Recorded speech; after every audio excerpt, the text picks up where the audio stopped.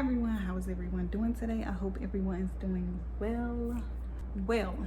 I have been out there in the garden, not much going on yet, but I had a small chance or a small window to get a couple of things planted as far as mustard green and onions.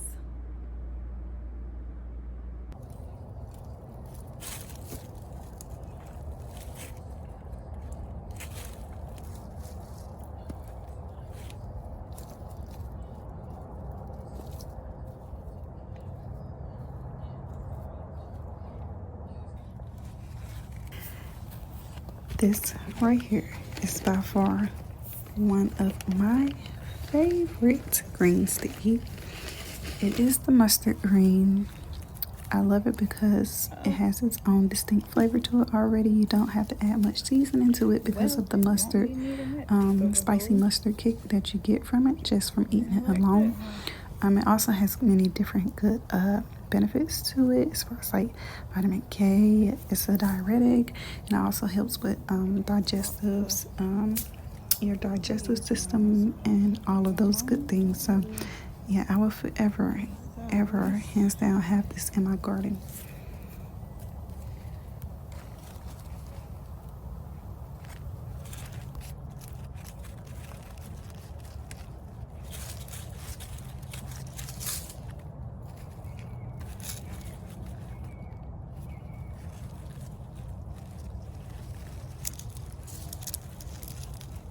I was trying to plant it the whole block instead of breaking it apart.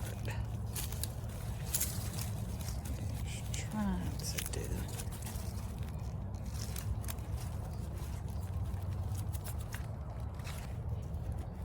I don't even think these are 6 inches apart, but I think we'll be fine.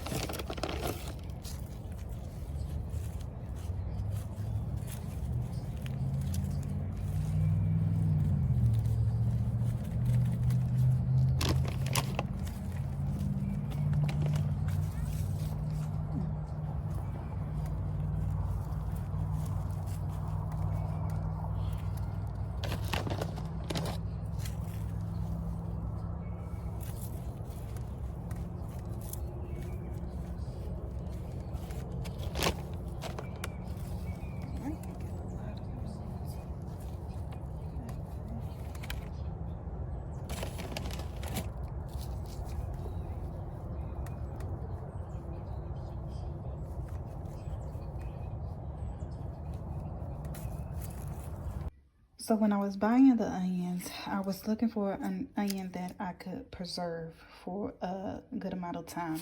So these red onions, they store up to 6 months to a year, which is pretty good. So I got these for that particular reason. And then I also got these Texas Super Sweet onion. I think these, the storage life on them are about 2 to 3 months or 2 to 4 months. I'm not sure, but they're a lot less than these red onions. So that might be something that you want to look into when your purchasing onion starts. You want to look at preserving, if that's what you are trying to do. Look for something that is going to have a little bit more storage life than what you would usually get.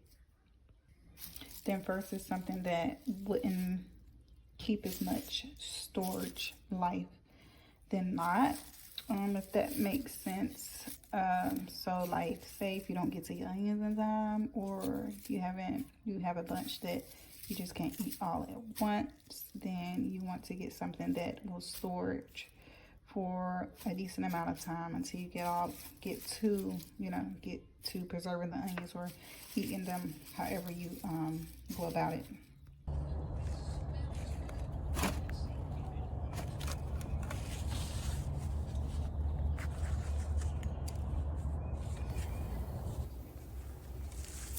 So I'm gonna re-soak these onion bulbs.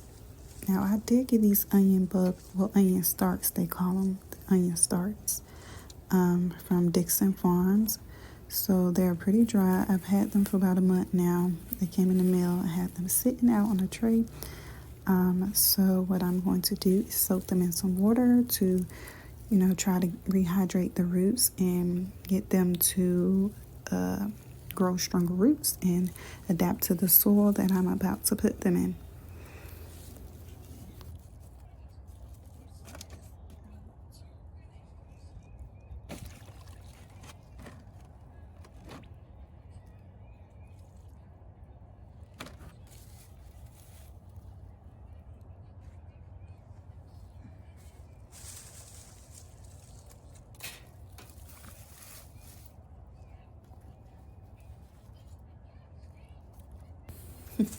And y'all, I went in with the onions this year as far as purchasing as much as I could.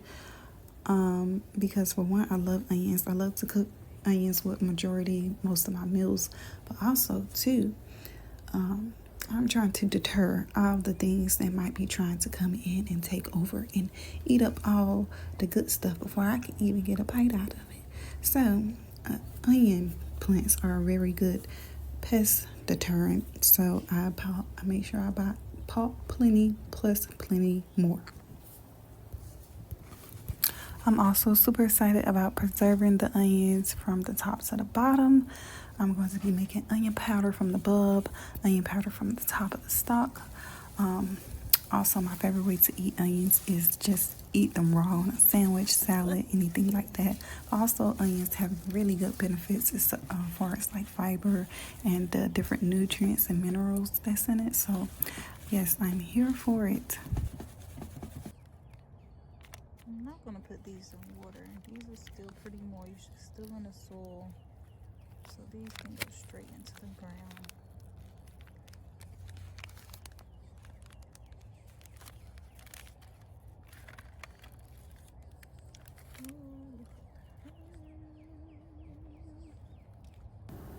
So I got these transplants from my local seed and nursery.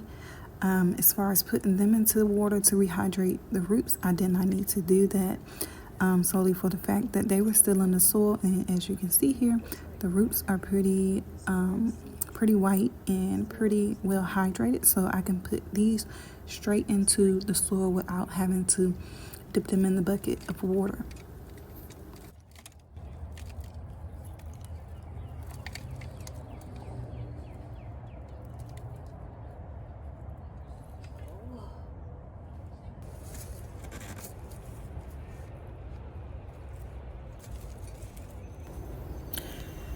So in these two front beds that I am planting the onions in, I'm going to be doing the cucumbers, the onions, the dill, and the mustard greens.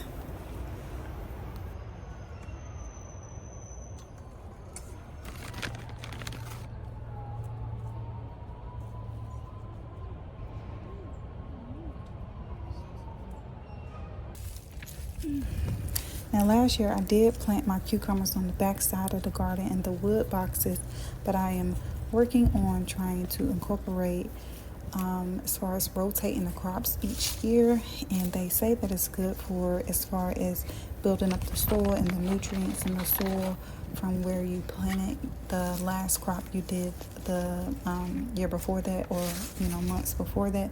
All the nutrients from that particular crop is still in the soil, so you're essentially building the nutrients in your soil. So this purple dead nettle right here, you guys, it grows everywhere. It's super invasive. It's actually in the mint family, which makes sense because they're very invasive. They spread and grow everywhere. Some will call it a weed, but most weeds are herbs. But this purple dead nettle, I'm going to try to harvest because I want to use it as a tea or tincture because it's very high in vitamin C, A, K, and iron, good in fiber. It also helps with allergy symptoms as far as encouraging like histamine and really helps reduce allergy symptoms. It's also good to reduce pain and inflammation, and it's also antibacterial.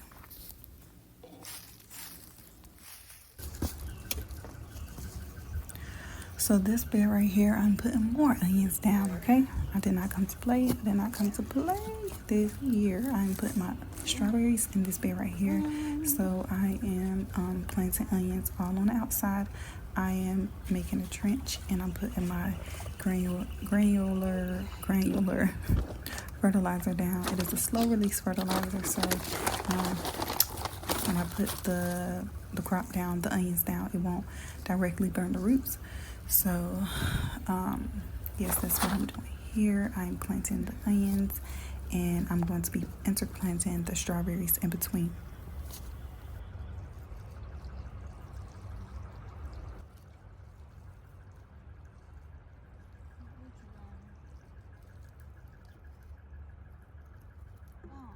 It's got enough water.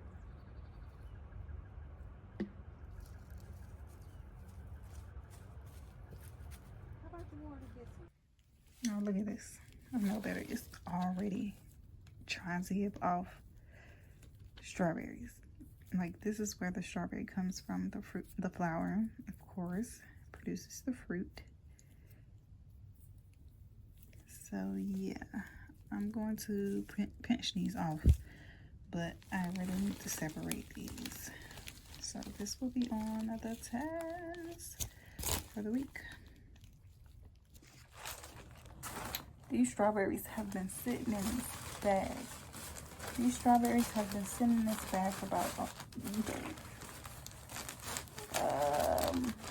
for about 2 weeks. Okay, and they are ready to come out of this bag. Okay, so I'm probably just gonna put them in these 1 gallon pots until I'm ready to plant them out, because these bad boys,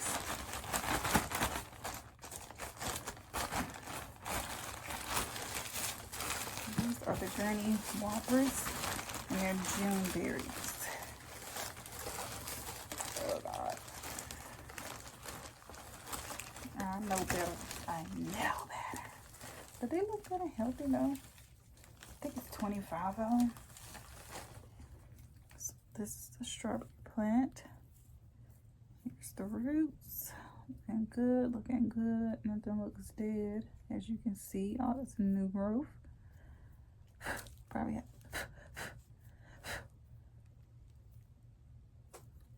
and let me see. This part is the crown. But you never want to bury the crown or you will kill the strawberry plant. So you always want to leave the crown exposed and bury the roots. I might pot up a couple. Oh my God, look at this. Oh, I did not know they had rubber bands around. I would have been to these. Ow. Okay.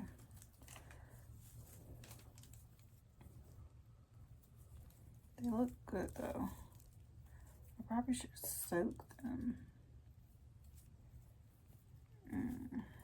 before I do that. So I think that's what I'm gonna do tonight. I'm gonna go ahead and separate them, soak them overnight, and then plant them. Come out, plant them tomorrow. Should be fine, be good. I still have a lot of onions to go ahead and plant in the garden, but I think I'm gonna have to go ahead and put this on the list as far as potting up, because it's time. They ready. Oh, I'm so excited. So these are June berries. If you don't know, June berries, they produce in June. All the berries will produce, all the strawberries will come in June, versus like a everberry. So you'll, with the everberry plant, strawberry plant, you will get fruit all throughout the season of the fruit of the strawberry. But this is a June berry, so all of them will produce and come in at one time, and the same month, June. Also, if you didn't know, strawberries do come back every year and they multiply. So they are a little invasive fruit plant. So the more the merrier. I think I ordered 25 instead of 25 from Gurney's.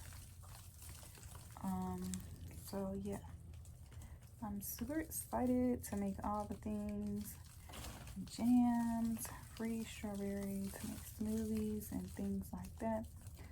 So yeah, I'll probably end up giving some of these away too, to my aunt and to my mom. So yeah, super duper excited, but I'm gonna definitely soak these overnight so they can get rehydrated, and I'm gonna pot them up in these 1 gallon pots that I purchased from Amazon. I think that 60 1 gallon pots for about $13, so wasn't bad. That's what I'm gonna do. I'll probably put 1 or 2 in here until it is time to plant out strawberries, because yeah, it's not time. So I'm definitely gonna do that, and yeah, we should be good to go.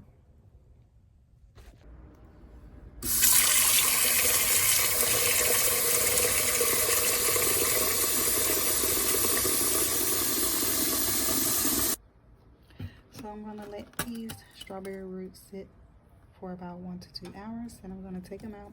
I'm gonna wrap them in paper towels and put them in a plastic bag to try to keep the moisture in, because it is about 10 o'clock at night. I'm not planting anything else tonight, so I'm going to preserve it that way, as far as like trying to keep the rehydration in, and go from there. Okay, so I'm getting ready to lay these on a paper towel and wrap them up, and then I'm going to wrap them in a trash bag. I don't have any large enough Ziploc bags, or I would do that, so I'm just going to wrap them in a trash bag, and I'm going to sit them in a cool place so they do not get warm and try to mildew or anything, which I don't think that will take place, because I'm going to plant these tomorrow. But yeah, you don't want to sit it anywhere warm where it can trap in the heat or anything like that, so your transplants doesn't go bad. And I think I'm going to do these in sets, because my paper towels aren't really big. So here we are. I'm going to keep them moist. Tie them up in a trash bag, and there we have it.